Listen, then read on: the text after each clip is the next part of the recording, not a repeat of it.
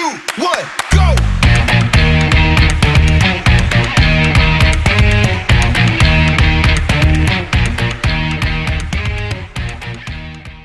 And we are live, everybody. Yes, welcome back again to another episode of the Yank and the Brit NFL Podcast. I'm the Yank. And I'm the Brit Dan. So I hope everyone's enjoying it, and I hope you guys are all as excited as we are for the first week of the NFL. The season is finally here. It's finally here. Finally, Exactly. yeah. Woo! We've even had a game already. Yeah, we've already had a game which we will be covering today. The Texans and the Chiefs will be hitting up today, and then we'll have a quick run for the schedule, and then we're going to cover our two main games today. And what are our two main games this week? Our two picks of the week for our games, Kev. Well, I know one of them, and that's going to be the Dolphins at the Patriots. Oh yeah, game time, babies! Bring it on! 1 o'clock Sunday, baby. You better have your crying town nearby, Dan. Whatever. What you don't realize is I've actually got on auto shipping a bunch of Kleenex tissues sent directly to your house. Oh, bitch, you're gonna be crying for weeks. You're gonna be crying for weeks. No. Yes, guys. Just in case you haven't been able to tell from some of our social media posts, and obviously from this video today, the kickoff of the AFC East, the first week, the kickoff of the NFL, I guess. It's Kev's team is the Dolphins. He's a diehard Dolphins fan for years. I'm a hardcore Patriots fan, and we are meeting up. Yes, kickoff in the AFC East is going to be between the long rivals of the Miami Dolphins and the New England Patriots. I'm proud to say 54. This will be my 55th season as a Dolphins fan. That wouldn't sound half as impressive if you weren't 100 years old. Oh! Ooh! Yeah, glove time coming on today, baby. Glove time coming on today. Stand by for some fireworks, everybody. Stand by for some fireworks in this show, for sure. Am I supposed to? I guess I could say, "Shut up, you bloody git." Yeah, that's what my mom used to say to me quite a bit when I was a kid as well, actually. Shut up, you bloody cheeky git. So, all right. to be fair, you want to let's review the Kansas City game first? Yeah. So also for everybody as well, the other game that we'll be reviewing will be another the Buccaneers versus the Saints. Yes, that's right. Buccaneers and the Saints. As that's going to be a cool match. So I actually almost feel like I should, instead of being decked out in Patriots, I should be decked out in Celtic stuff today. As I'll mention that my team fucking finally beat the Toronto Raptors in a Game 7 and last night, which is why I was a bit late doing the recording today because I was sleeping it off. And we're into the conference finals now, the Eastern Conference finals. So, well, I was a little bit short on my sleep. I was a little bit short on my sleep, and I'm repping my boys up here, the Marlins. Yeah. They are they're right in the middle of the wild card race in the National League. And because of the COVID situation, they've got to play a number of double headers over the next week or so. And we're playing a 7-game homestand with the Phillies right now. And the Phillies are half a game ahead of us. And we split yesterday on a doubleheader where we lost the first one, but we won the second one. And we had won the night before. So we're up 2-1 in the 7 games. So there's 4 left. And if we can, and we're in the wild card situation, even though we're in 3rd place in the division. So the sports is getting exciting all around.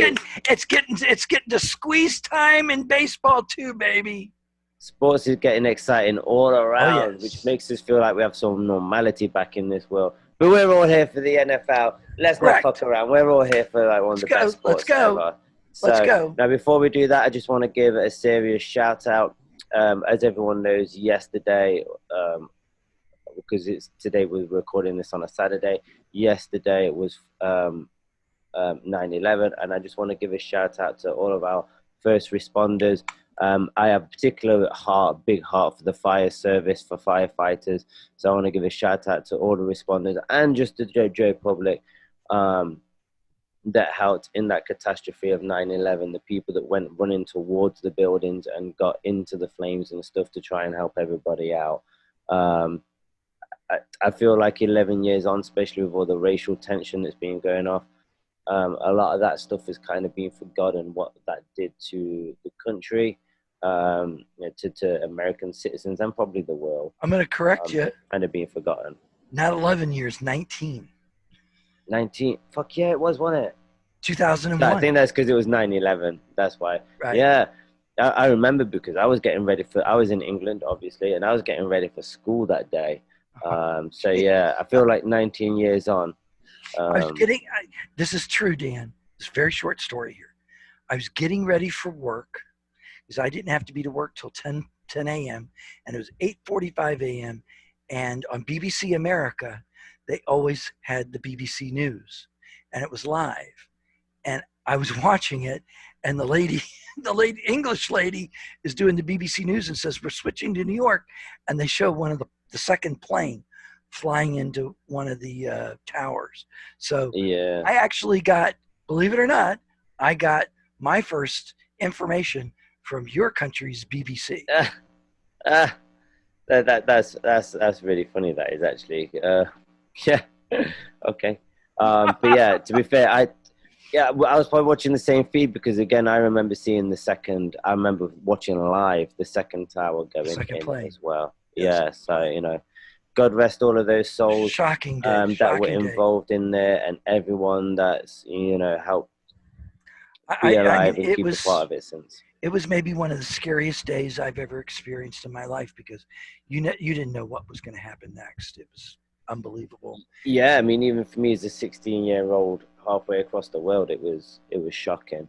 Like it was just like a what the fuck moment because we've all. I mean, you're older than me, so you've seen a lot more shit. But like I've watched many documentaries on things like bombings, like the Oklahoma bombing, the embassy siege in London and stuff like that.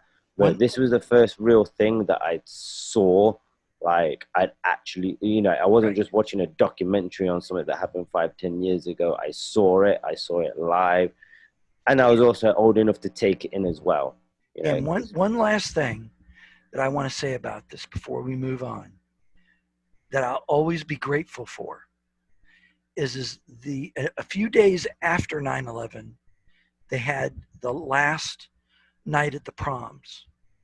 And the last night at the proms, they changed their traditional stuff that they were going to do. Some of it, I mean, they did the ending, Day of Hope and Glory, and God Save the Queen, and Jerusalem. They still did all of that, but most of this show was changed, and they did a tribute to America and Americans. And I'll never forget that. And it makes me again proud to be an Anglophile, and England is my second home, is the way I always look at it, and it made me very proud to be that way. And I can't thank you and your fellow countrymen for doing that for us, because that really meant a lot. That meant a lot to somebody like me, that you would take such a thing of national pride, which is the last night at the proms. Everybody watches it. It's a big deal over there, and to do that for us, that meant a lot and it didn't go unnoticed by a stupid nobody American like myself. That's great. So back to football. All right, so let's football. So fucking and what a way to kick off the season as well. Texans versus Chiefs. Man, we knew it was going to be a good match. And it was a good match for the Kansas City. It was. Well, I think it was a good match for the fans. It was a good match all around. Yeah. I mean, there were blatantly like good. A few. Yeah, I mean, there was blatantly a few holes in the Houston's game, in Houston's team. But I mean, if you're looking at it on a score basis, like Houston did or look at a quarter by quarter score. Houston didn't do too bad. They did try to claw their way back. It was just a little bit, too late kind of thing. A little too late, Yeah. And so, I mean, what are your thoughts on the game? I was not surprised. I thought Kansas City it might be a slow start for both teams because of the not much, contact drills that have been done. And I still expect that to happen on Sunday. I very sloppy. But I expect every team to be a bit ropey. A little bit more out of the Texans. But I expected Kansas City to do well. They're very hyped up. It's their first game back from the Super Bowl. It was a very tough situation for the Texans to be put in many ways. So I was not surprised by the outcome. Yeah, I mean, saying that though, like, if you want to have an exciting game, if you want to have a good, close game, there's not that many other not many other teams in the league that I think would rival a good matchup. I mean, these are two of the best teams in the league. Right. They're two of the hot favorites to go far in the playoffs. And so, and I almost feel like that's what the NFL has tried to give us this season. When you look at a lot of the opening matches, they're trying to give us like the hot rivalries, the games that are going to be great kind of rivalries throughout the season, whether it's in the playoffs or in the regular season. They're trying to give us a hotly contested match. They're trying to give us some right. The first week they're trying to get it started going good. Right. That's why you have the Patriots and the Dolphins. That's why you have the Bucs and the Saints. Most of the things are being done on the regular formula. The regular formula is first week they want to have division rivalries, and the last week 17, they try to arrange for all. And if you look at the schedule, it's all division rivals. However, the Texans and the Chiefs are not a division rival. So there is a little bit of flexibility they put in there. But a lot of these matchups are division rivalries, but that's because they are the good matches that really mean a lot to the people. So it works. It works that way for them that way. And there is a few sprinkling in of different ones. Yeah, well, that's what I'm saying. It's sort of like they're putting like all the playoff rivalries together, and then they're putting, the teams that aren't going to make the playoffs, they're putting all of the divisional rivalries together as well. So they're getting that good mix of like giving us something to be excited for, to Right. see ahead what might happen in the playoffs, right? And then obviously the division rivalries. So now I will say, I think Mahomes was looking glad to be back out there, but I would actually say one thing that, because I watched the game a bit while I was at work, and I watched the highlights, and one thing that I did find quite different is that when I was watching it at work, it did seem like Mahomes was having a bit of a tough time with Texans defensive line, particularly J.J. Watt. I think he only got sacked once in the game, but he did take quite a few rough hits from what I saw. And it was really funny because when I watched the NFL highlights afterwards, like the next day, they didn't kind of show a lot of that. Like, it looked like Mahomes had quite a bit of a breeze through with regards to that. When I was watching the game live, I was kind of seeing something different. So, I don't. Probably like with everybody, I don't think Mahomes is quite settled in, and we're gonna have to see how he takes a lot of these knocks and stuff throughout the season. Exactly. I think this week, I'll preface before we go into any other games, I think this week is going to be very sloppy. There's going to be, it's going to cause some upsets. There's going to be a lot of feeling out with it. There's going to be because these guys have not been hitting other guys. They've not had live contact in months, except with their teammates, and you don't go that rough with your teammates because you don't want to hurt them. So the first real hitting contact with no preseason or anything is going to be now. And for 9 months to not have done that, it's going to be sloppy. I'm just going to say that. I believe it's going to be sloppy. So do you think within the first week or two it's going to be a bit hard to tell? Well, do you think it's going to be hard to tell where your predictions are going to be and things like that, or do you reckon that they're still going to be pretty? I think it's going to take 2, maybe even until the 3rd week, until players are fairly acclimated again. Okay. I mean, this is the thing, and this is why the tail of the tape is a little bit strange with this game. Because I mean, if you look at it, Deschamps made 20 out of 32 throws, and he racked up a total of 253 yards. Now, Texans actually racked up more yards than the Chiefs did, than Patrick Mahomes did. But the difference was that he did it on a lot less attempts. I've lost the total plays. I think the total drives. Texans had a lot more. So while Mahomes only made 24 out of 32 throws for 211 yards, they were being a lot more efficient with their first downs. It was the first downs that kind of lost the Texans the game, I think, and obviously the sacks as well. Deshaun Watson got sacked quite a few times within that game. Yeah, it ended up being, I was watching a college game because my alma mater was playing that night at the very same time. So I haven't seen anything but a few highlights from it. I wasn't able to get access to a full thing of the game, or I would have watched it. I wanted to. But I think all of these things are going to work themselves out.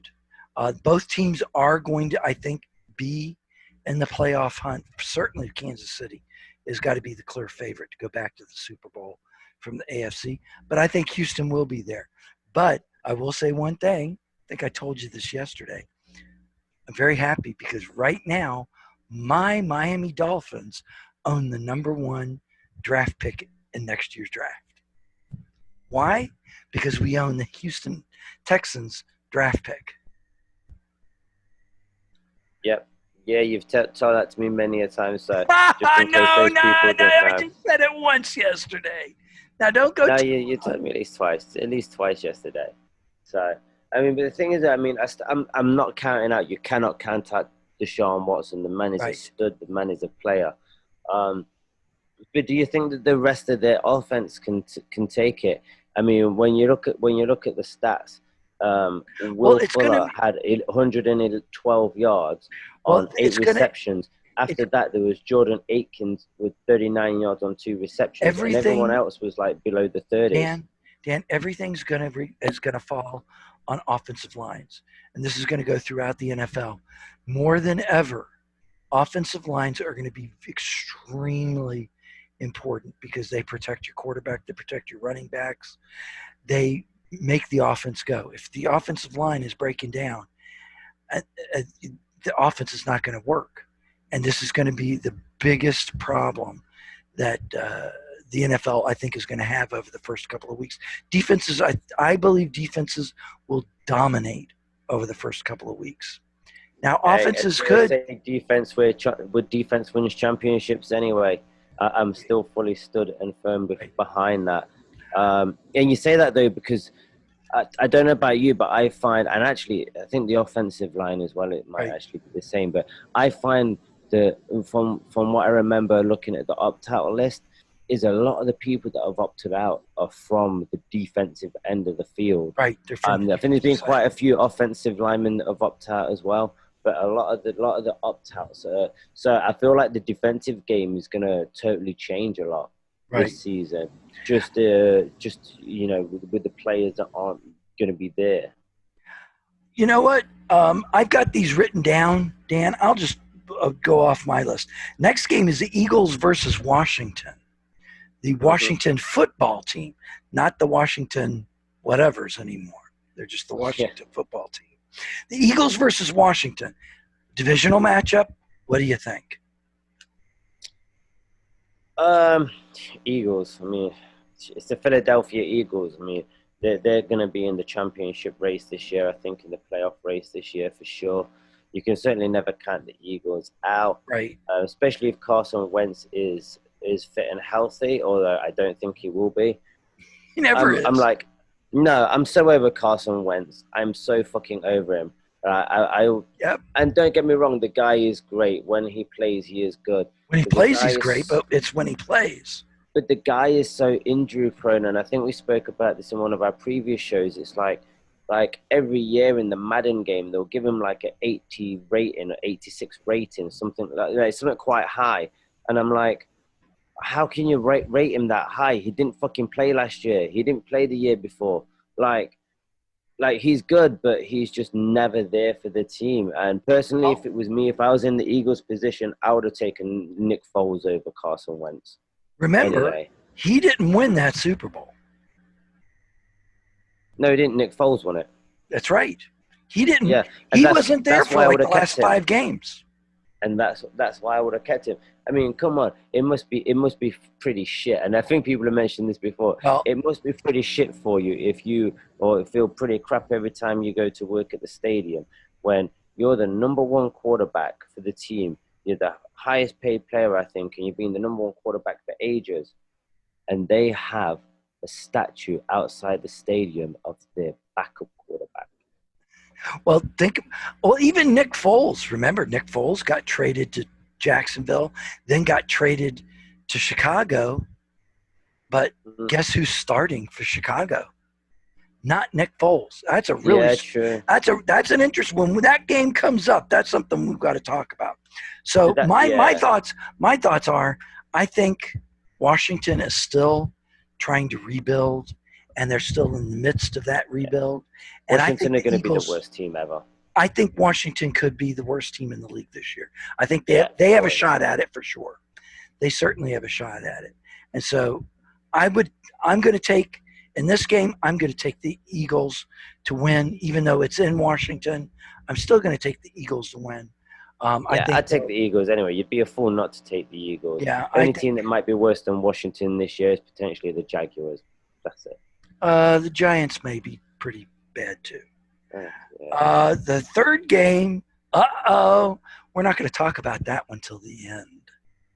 Yeah. So then we have the Jets versus the Bills, which is another AFC classic. I was going to do my list because I'm going to get lost if we. All right, then go for your list then. I've got the Packers and the Vikings. Okay. I'll go for the Packers with that one. You know, Packers at the end of the day, I do kind of think they got lucky. I think they're flying under the radar a bit, and they've got a very angry Aaron Rodgers who says, "We were 13-3 last year, and not a single effing person." He said this the other day. Not a single person is talking about us. Well, this is the thing. So yes, he is absolutely right, and they definitely deserve. There's a lot of burning anger there. There's a lot of burning anger. Yeah. Well, also he's going to be super pissed off because they drafted Love as well. So he's definitely going to have a chip on his shoulder. The thing is, though, he needs to have a chip on his shoulder and go out there and prove it, and not be the crybaby Rodgers, because he has a habit of doing that sometimes. He can be a crybaby. That's true. Instead of stepping up and doing the fucking job, he just sits down and whines about it and cries. And, he has a bit of prima donna in him. He is. But he is kind of right in what he's saying. Like the Packers did ace last year. You know, they got to the conference finals. I personally believe they were a little bit lucky. I don't, a bit like the Patriots regular season last year. I don't think the Packers record was a true definition of how good they were. I think their record spoke better for them than their actual play. But, at the end of the day, they had a great run. They got to the final. They won some good matches. Vikings are always a formidable team, but I just think that I think they might have. They're going to be a non-mover, maybe even take a step back from last season. They're certainly struggling to live up to that glory of a couple of years ago. I like the Vikings in this game. They did have a defensive setback last week. I forget who it was. I think it was Hunter is his name. So Hunter. They do have a defensive line hurt defensive line. So, but I still think home. I think the Vikings will take this. Vikings are going to be again very good, a very good team. Remember, they were the division leaders until the very end of the year. The next game is the Colts at the Jaguars, not the Jaguars. Jaguars.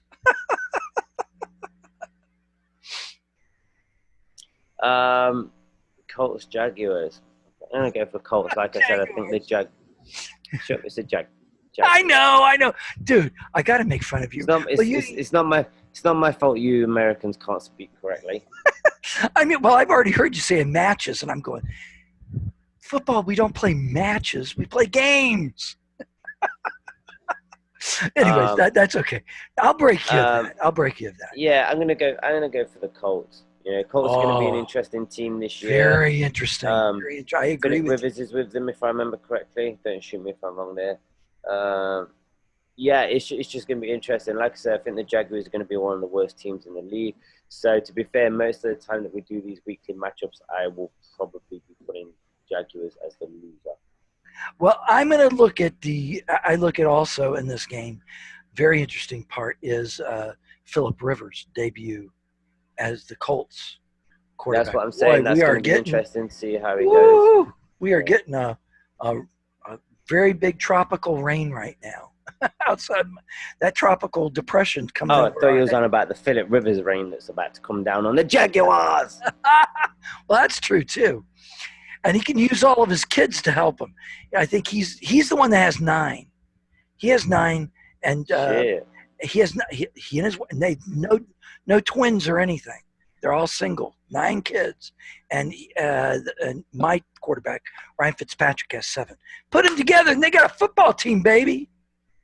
Is it those? No, I was going to say, is it those two that live near each other? Because I remember hearing about Fitzpatrick, I think it was, or somebody else, where they just kind of quarantine in their mansions together, like on their little estates. Well, yeah, so basically, the kids went back and forth between the 2 houses, playing and stuff like that. Fitzpatrick, his family lives either in Arizona or Tampa. He's got homes in both places, and they spend their time between Arizona and Tampa. So anyway, back onto the fixtures. Yes, back onto the games, back onto the fixtures. Come on. Let's go, dude. You're getting me off the track here, bro. Bears versus the Lions, another traditional. This is over 100 years of playing each other. Bad team versus a bad team, if you ask me. Who'd you pick? I'm interested to see what's going on with Trubisky. Absolutely. Trubisky won the QB battle between he and Nick Foles with the Bears. So I want to see about Trubisky. But I've always had reservations about Trubisky. Trubisky was the quarterback at University of North Carolina. I was like, who? When he got to the draft, I was like, I've never heard of this guy. And yet he was the starting quarterback for North Carolina. That's how much of an impression he put to me the 3 years he started against my Hurricanes. I was like, what? Who? Yeah. Well, it's going to be time for him to step up now. It's going to be time for him to step up. It's going to be very interesting. If he doesn't, I'm sure Nick Foles will quickly be. That's going to be a very interesting battle to watch all year. I'm interested in watching that. Like I said, this year, you know what? It may be a sloppy year or whatever, a weird, strange year, but there's going to be a lot of interesting football stories to follow. Next, Khalil Mack and Javon Wims are questionable for that match, so there's no guarantee that they're going to be playing it. And without key people like that, particularly Khalil Mack, Detroit do stand a fighting chance of getting there for sure. And of course, the Lions head coach is who? Matt Patricia, yeah. Where did he play? Where did he coach at? Yeah, obviously he's another child of Bill Belichick, but the thing is, you'd think that would go really well for him being Belichick's defensive coach. It hasn't worked out so far. It hasn't worked, There is this strange thing about the Patriot way where it's weird. A lot of people try to take it out of New England, and they try to, take the Patriots way to Detroit and places like that, and Denver, where it it's flopped. Very yeah, good. and it's really weird. It just doesn't work. I mean, don't get me wrong. I don't think the Lions are as bad as like they weren't as bad last year as they have been previously. Right. But it's still just not got the same. Well, I think it's got to carryover. be the right personality, and I think Miami has the right coach from the Patriots, and Coach Flores, and I think Coach Flores is going to be the one that really breaks out and is the better coach.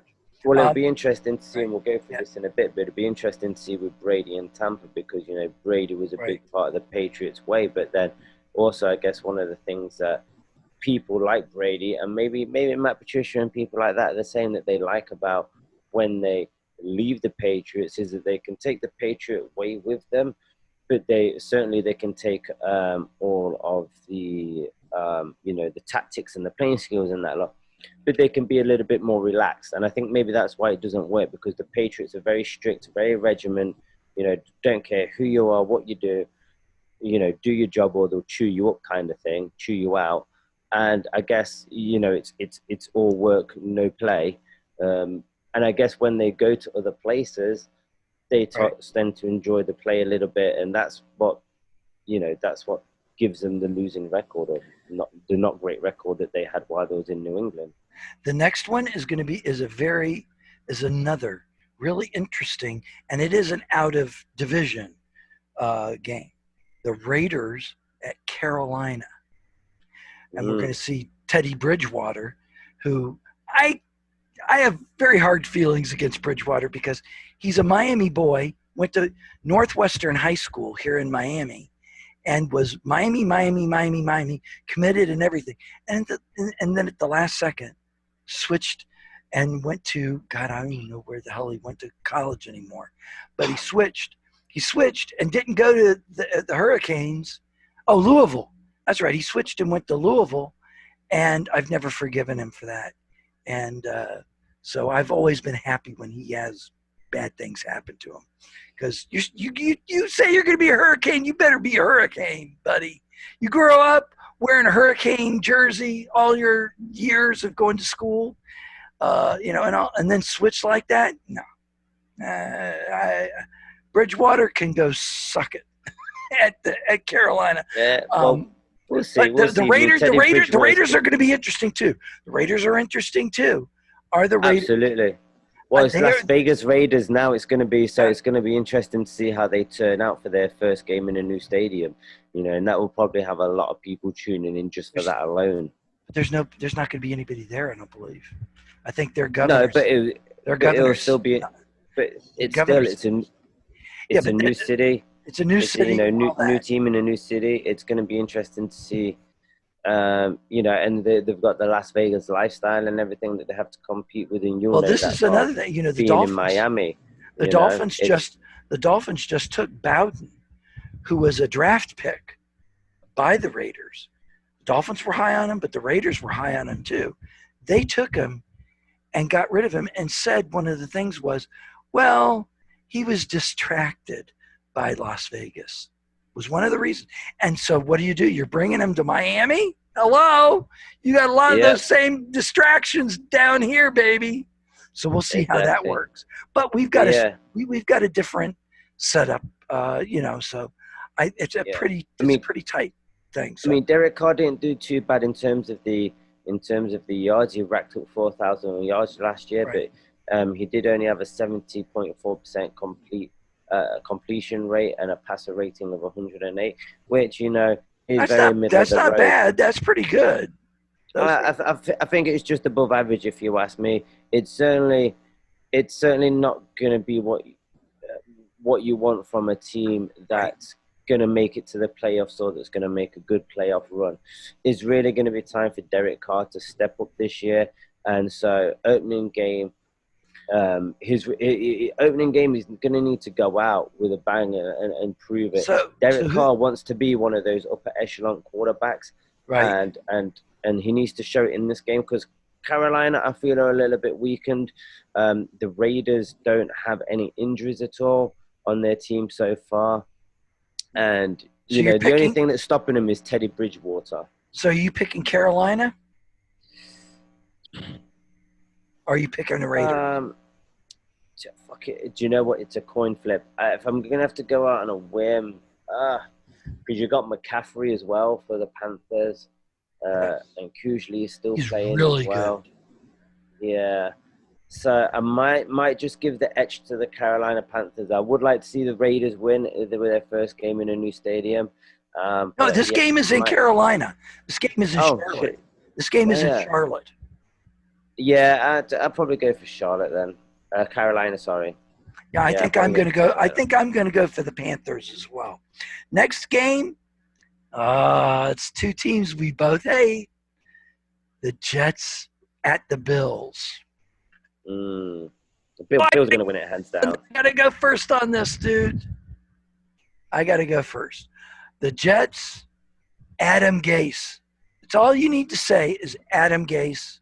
He's a fuck up. I hate his guts. I don't like the Bills, but I'm going to say, go Bills. Go Josh Allen. Yeah. Beat the crap out of the Jets. Put the Jets in the cellar in the first week and keep them there, baby.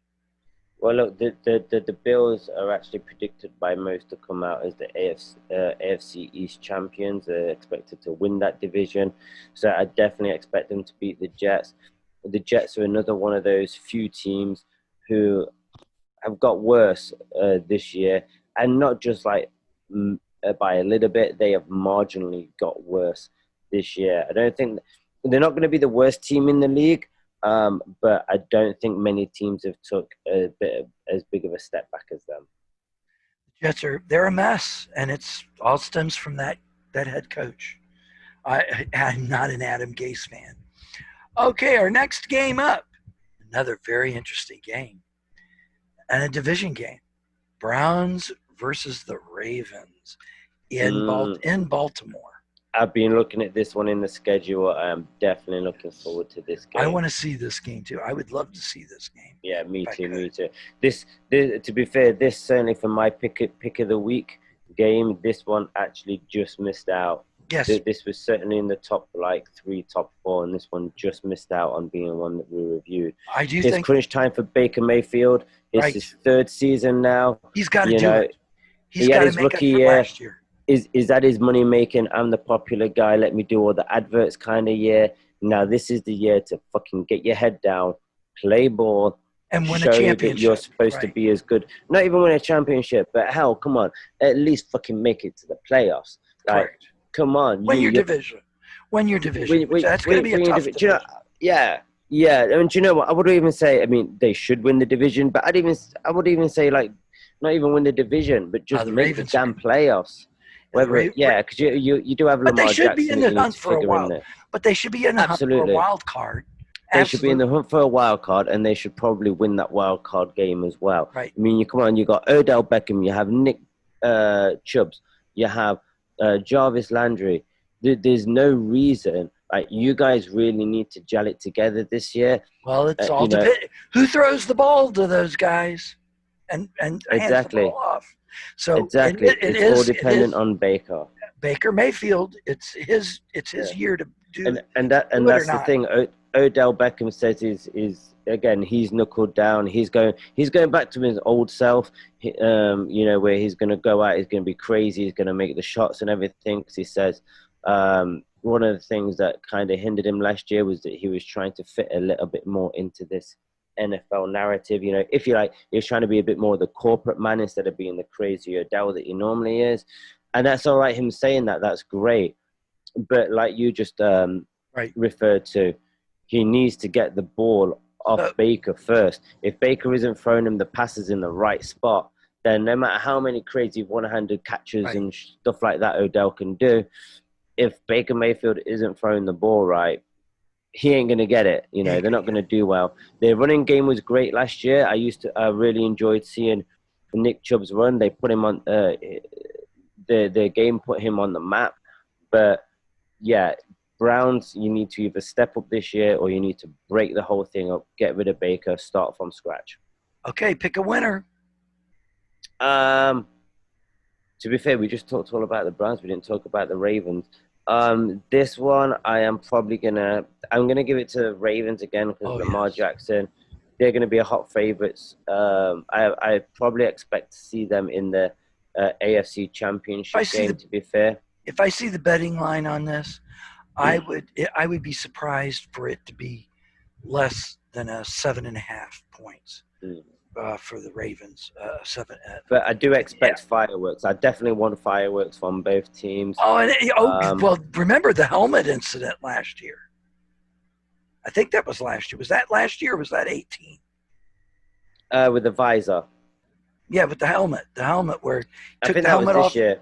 That was 19. So there's a lot of feelings. There's a lot of feelings on this game. All right, next one up is the Seahawks at the Falcons. You go first. One to draw. Falcons are always formidable. Seahawks, I think, always a better team. I don't know if you knew this, but Seahawks have just signed, or they're working out a re-signing deal with Josh Gordon. Right. So he should be, as long as he can keep his nose clean, he should be back on the team. I'm going to go for Seahawks this one. I'm definitely going to go for the Seahawks. I've never been a big fan of Matt Ryan, and he's been around a long time. He's got to be 11 or 12 years, and I think he's got to be in decline.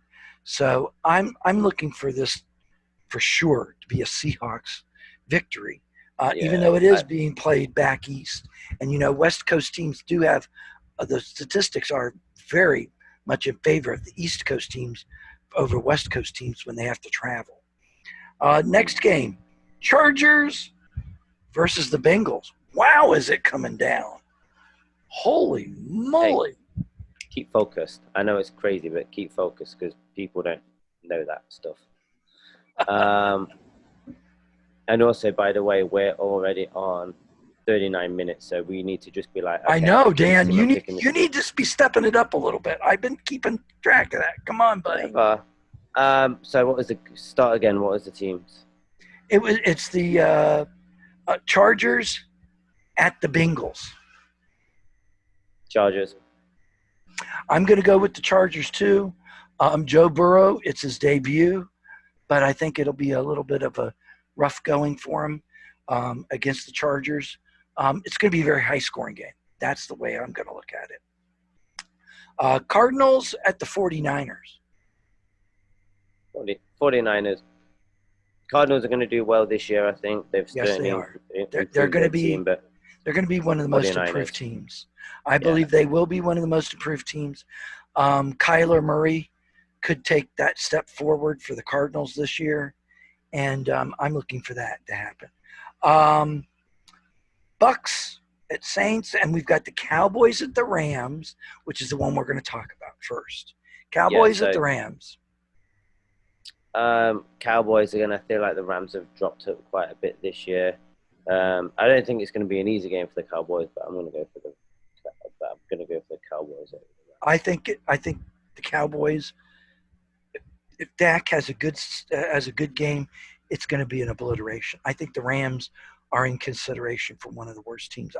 You're going to be surprised how bad the Rams are going to be this year. Well, I'm also looking at the Cowboys to finally make that step this year. It might take CeeDee Lamb a bit of time to get acclimated, and they might struggle until that happens. Right. But I'm expecting a playoff push from the Cowboys, and potentially for them to go far in the playoffs as well. Then we got our Monday night matchups. The early game is the Steelers at the Giants.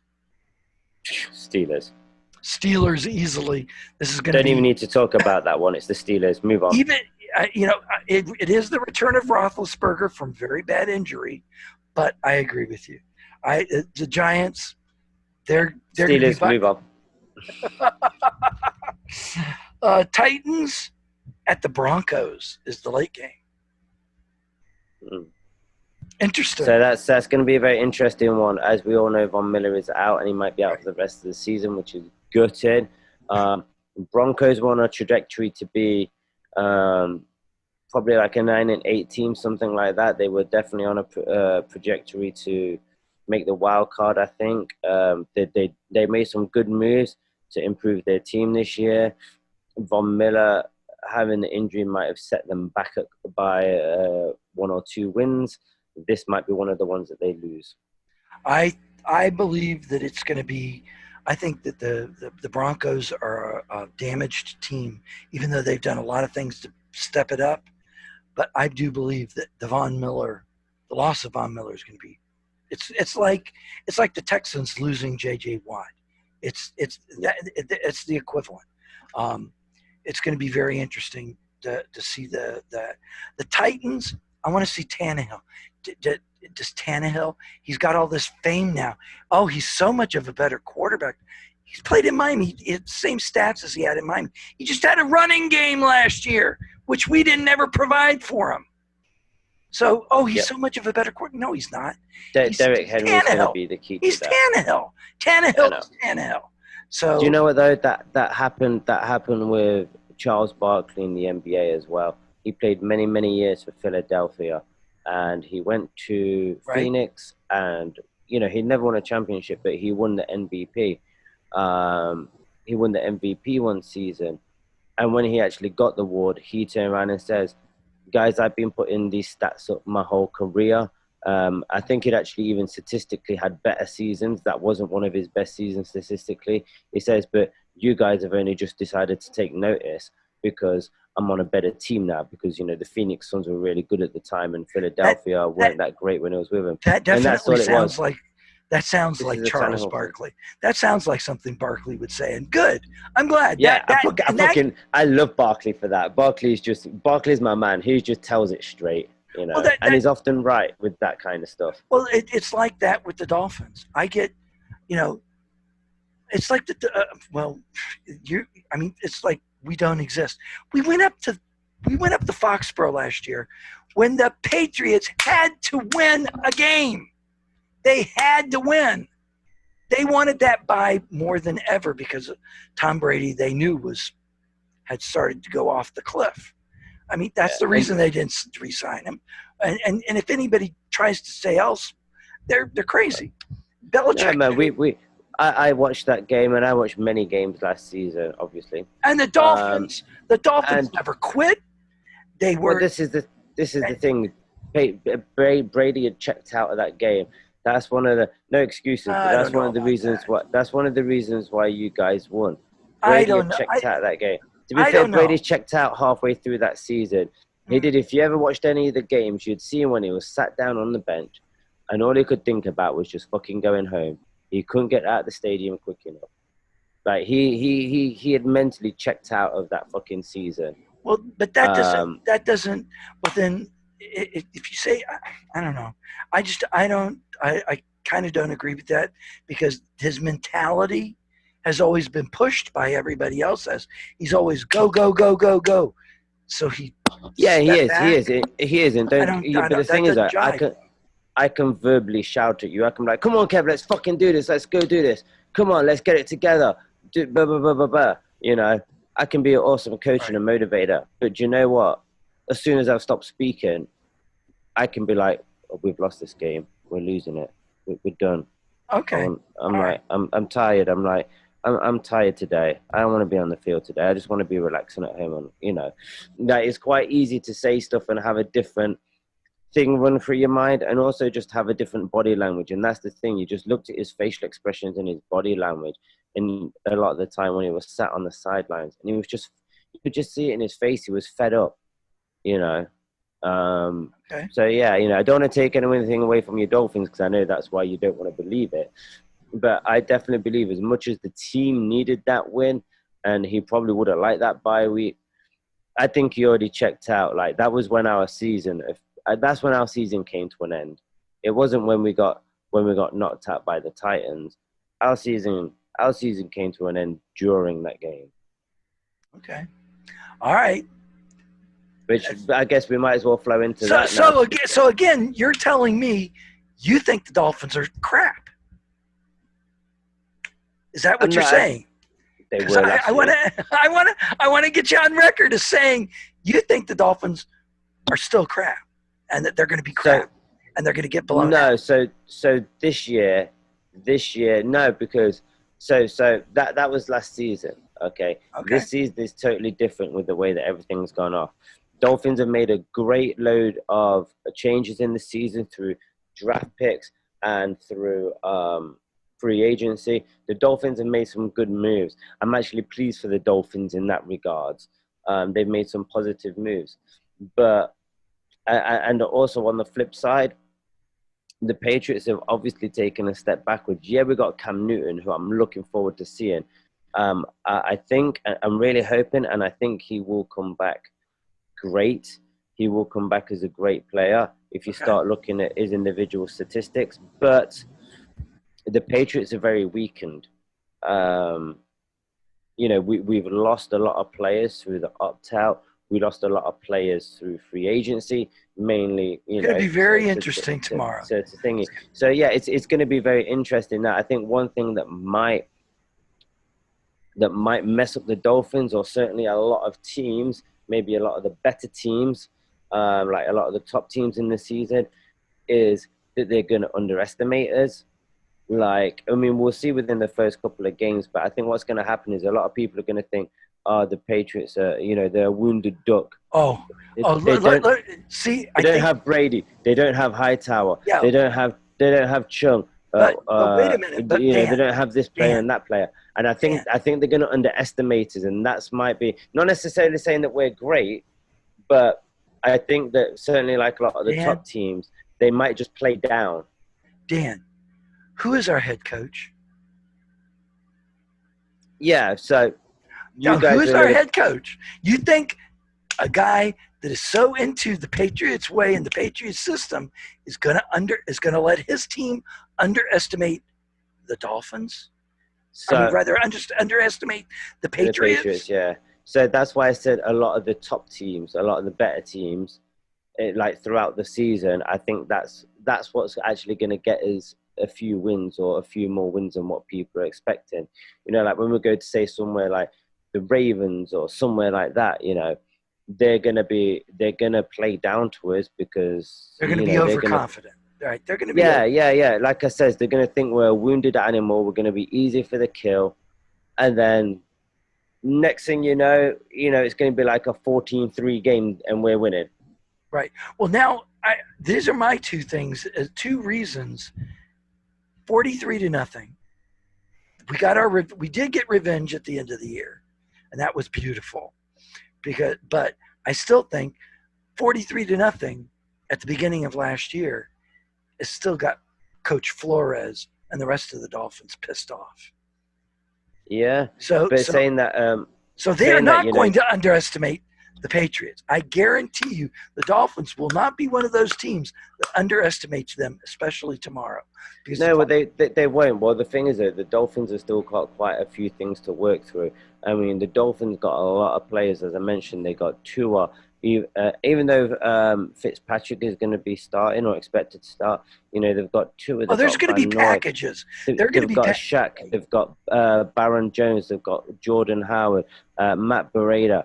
They've got a lot of guys that they need to get acclimated into their system, that they need to work plays with and plays around. So I definitely don't think the Dolphins are going to underestimate us, because the Dolphins like us, because we've got a brand new team. We've got a new quarterback. Right. We've both got a lot of things to work through. So I don't think they're going to underestimate us. Well, I think that Fitzpatrick will play most of the game tomorrow, but I would not be surprised that under certain circumstances, you see a package that's put together that brings Tua into the game. I wouldn't be surprised either, particularly if, and this is certainly how I would run it if I was a coach, particularly if the Patriots are starting to blow out the Dolphins. Not likely going to happen, but again, like you said, certain situations, if we were starting to blow them out, it could also or maybe be even vice versa. Right. Vice versa. If you guys are blowing us out, they might be like, do you know what? Fourth quarter, or even half the fourth quarter, stick Tua in there. Do you know what happened in 2005 at the Patriots? The game, the Dolphins at the Patriots. that was called the Wildcat game. And the Dolphins used a package, came in, and Bill Belichick was completely like jaw on the ground. We were taking a running back, Ronnie Brown, and setting him back, and he was getting direct hikes of the ball. No quarterback in the quarterback position. He was getting direct to the running back. The Patriots were completely, they didn't know what the fuck was going on. And we won that game in Foxborough 31-7. And that was at the height of the power of the New England Patriots. And they were like, what the fuck? And that's when we introduced the Wildcat. It's on YouTube. You can go and watch it. I don't think you will, but just that's the kind of package. I like those kind of trick plays and things. So. You could see that kind of a package being used for Tua. Well, we'll have to see as well, because the Patriots allowed the 6th fewest runs last year, so I do expect a lot of passing out of Miami. And as you know, Devontae Parker really gave the Pats the run around. However, I would probably actually expect a lot of the passing to go to the secondary wide receiver, just purely because, like you said, Devontae Parker did really well with the last game. And so Stephon Gilmore is going to be out for revenge, and Stephon Gilmore is like one of the best defensive players of the league. One of the biggest matchups. And they're going to put a lot more attention on him. And one of the biggest matchups that I'm looking at in this game is, traditionally, now things are changed a little bit because we've got new coaches, but traditionally the Dolphins have had trouble with running quarterbacks. And we have had problems with rushing defense. So have we done enough? Because we just got rid of Raekwon McMillan, who was our best linebacker, run defender. And we just traded him to the Las Vegas Raiders. So, but the majority of our season, we're not going to be playing teams like Cam Newton that are, have quarterbacks like Cam Newton. They're going to be playing more traditional quarterback. So that's going to be an interesting matchup to see if Miami's defense can come up and take care of the rushing defense. Well, it would, and it'll be interesting to see if the Patriots use that, because obviously Cam has been banged up over the years, and so the last thing that we want to do, really, I guess, as the Patriots, is throw him straight into a running game. Yeah, we want to use it if it's to our advantage, and certainly as a few kind of trick plays to throw you guys off. But personally, I wouldn't be wanting to, with him being as injury prone, as great as he might be feeling, the last thing that I want to do is just throw him straight into a brick wall like that. So you never know. You guys need to see if you've learned how to defend against that, and we probably will test you with that. But we were better last year. Yeah. It started to come together. But at the same retrospect, with Raekwon McMillan. But at the same respect, we want to be protecting Cam Newton though. But we have Van Noy now, and Van Noy did that for the Patriots. So we're expecting Van Noy to be able to fulfill the Raekwon McMillan place and be a better pass defender, which Raekwon McMillan could not defend the pass. He didn't have the speed or anything. He just didn't fit our scheme. And we are using for the most part, we're using the old Patriots scheme on the defense. Yeah. Because, that's where Flores came from. He was a defensive back. It's where Flores came from. It's where half of your teamers came from now. No! We've got 4 guys. There's the Harris, Arquez, or whatever on the offensive line. We've got Eric Lowe, and we've got Van Noy. Who else? I think we maybe have one other player. Is that 4 guys? 4 out of 53. Yeah, but 5 out of 53, bro. Yeah. Well, it's 56 this year. We'll have to see. Personally, as the Patriots, I want to get Cam's confidence back up. If you follow the guy on Instagram, he's definitely full of confidence and stuff. He's certainly motivated anyway. But I want to get him full of confidence and accumulated. So, in 2018, Cam had 83% completion for passes under 10 yards, which totaled in 15 touchdowns. And he had an 84% completion to running backs. So Right. So we might go with the running game, but I think the best thing for us to do with Cam. The running game. Yeah. Well, no, I don't know, because I think maybe the best thing for us with Cam as well is just to do those short passes, easy passes to get him building up, and then maybe as the game goes on, we'll start stretching out to longer passes. But Well, but what did Cam, unfortunately, have as the number one quarterback in the league? I think it's over the last 5 years. What statistic did he lead? Overthrows. Yeah. His accuracy is especially on the long pass, which the vertical game was part of Tom Brady's. That's the reason Tom Brady's not there anymore. Tom Brady could not do the vertical game any longer. He's too old, and that's going to be a problem. That's going to be a problem in Tampa. I believe that's going to be a problem for him in Tampa. Okay, I think we've talked about the Dolphins. We still have to talk about the Bucks and Saints. Yes, let's quickly roll into that. They're calling it right. They're calling it the Tampa Bay Bucks, not the Tampa Bay Bucks, but the Tampa Bay Bucks. Where do you get all of these silly names from? No, it's what you hear on the radio and podcasts, baby. Radio. That sounds like the kind of shit I'd hear in the schoolyard. They're calling them the Tampa Bay Bucks. So let's go. To be fair, Tom Brady does have quite a big say in the team, as you would do. Now, he hasn't totally changed their offense. They have tried to use the Buccaneers offense, and then they've just tweaked it to Tom's strengths and obviously thrown in a few bits and things in there that Tom likes. So he has been struggling to learn the playbook, apparently, from the sounds of it. He has been struggling a little bit. Obviously, Gronk's going to make that a little bit easier for him. I don't believe any of those stories. I don't believe any of that bullcrap. Well, anyway, touching on what you were saying. But the reason, Dan, is that it's a game. They're playing a little game, and so when they come out loud and say somebody's been doing something, exact opposite. But no, because going back to what you were saying a minute ago, though, this is the thing. So, Gronk is gonna help Brady a lot more. He's gonna help him settle in. They're gonna have plays that they can work with each other, as well as within the team and stuff like that. So it's going to, probably get both of them, but certainly get Tom acclimated to the team a lot more.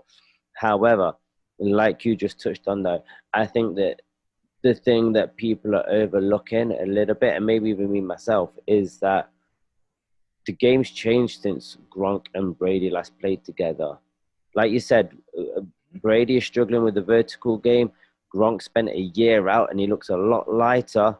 He looks a lot, thinner than he used to. So he used to help so much in their running game. Remember tight ends and their wide receiver game. Gronk was the most wide receiver like tight end. Well, he played the slot. He played the slot. He played the slot even more. He's really not a tight end any longer. He's really a big slot receiver. Not with that figure that he's got, because he's not going to be able to take. I mean, he's always had a few injury problems in the past, but certainly having that lighter frame that he does now, he's not going to be able to take the knocks that he used to take as a tight end. Right. I wouldn't actually be surprised if Gronk gets an injury very early on in the season and has to miss the rest of the season. Gronk used to help a lot in the Patriots rushing blocking. And he is being lighter now. Is he going to be able to have the strength to hold off those guys? Because I reckon they'll just swap him out with a different. I reckon they'll just swap him out with another tight end when it comes to those kind of plays. That's the great thing about the NFL and the teams having 52 players is that, and obviously having the break after every snap, after every play, is that you can just substitute players in and out whenever you want. So with those kind of plays, I'd imagine they would just take him out and get more one of the heavier set tight ends in there. Well, there's a reason why I am also a rugby fan, because you don't get that break. And I love it because it's action, baby. It's action. It's go. It's go. That's why I'm a big fan of basketball. I mean, I know sometimes it can seem like there's having 1,001 timeouts, particularly when it gets towards the end of the game. Towards the end but of the generally game.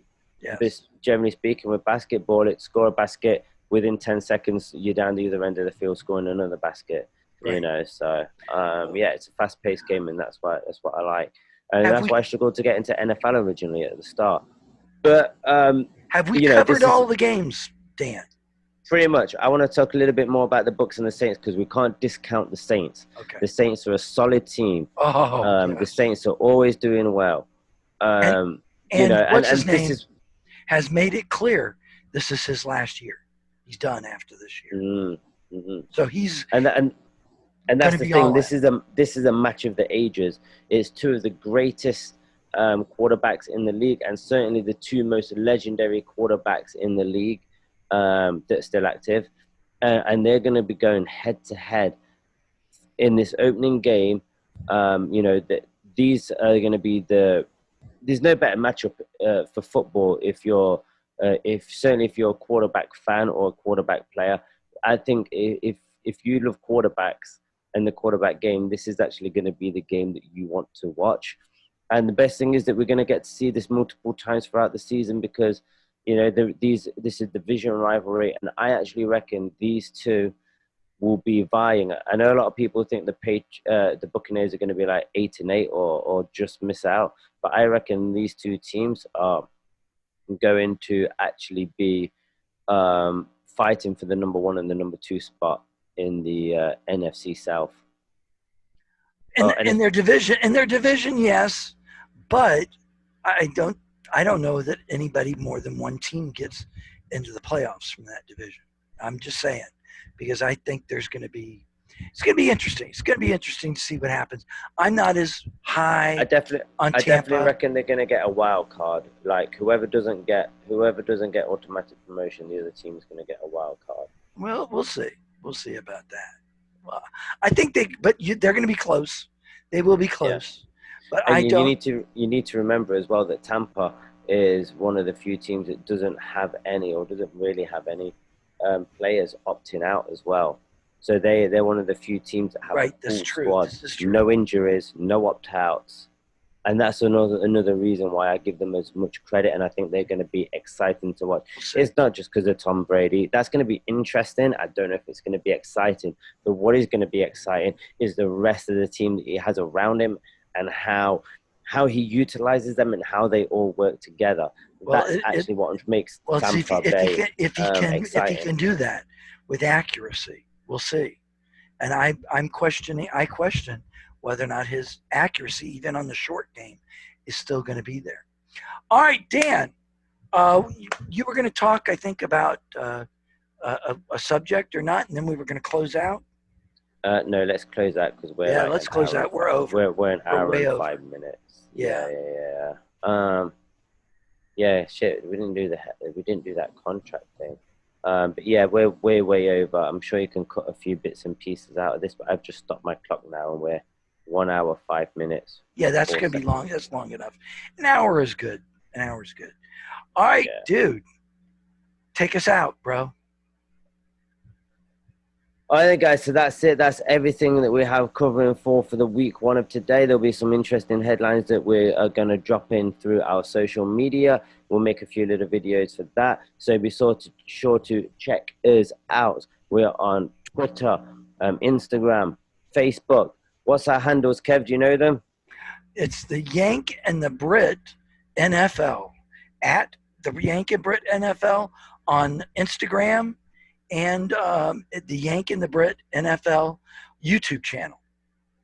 Yep. Oh, yeah. I did forget about the YouTube as well, where, you're probably watching this podcast. And if you're not, if you're listening to it for one of our other mediums, then you can certainly watch it and you can see the battling that me and Kev do back and forth. Probably not as many fireworks this week as we thought, but certainly when we review the game next week, I'll be prepared for some baiting there. Okay. I haven't looked at the schedule yet, but I'm now. Well, just next week because we're going to be reviewing the game, so we'll be reviewing the result of the Patriots and the Dolphins game. So, you mean that big Dolphins win tomorrow? Jim, so prepare to be watched. I'll give a quick shout out and a quick heads up, guys, for everyone that is listening, or certainly for everyone that's watching. If you don't really want to see an old man cry, then don't tune into next week's episode.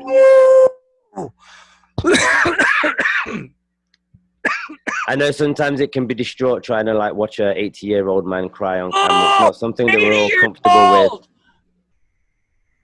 Okay. All right. We'll see, Dan. We'll see. Who's gonna give the phone call? The winner or the loser tomorrow? Well. To be fair, I'm gonna be busy till 5 o'clock anyway, so I probably won't call me right after the game.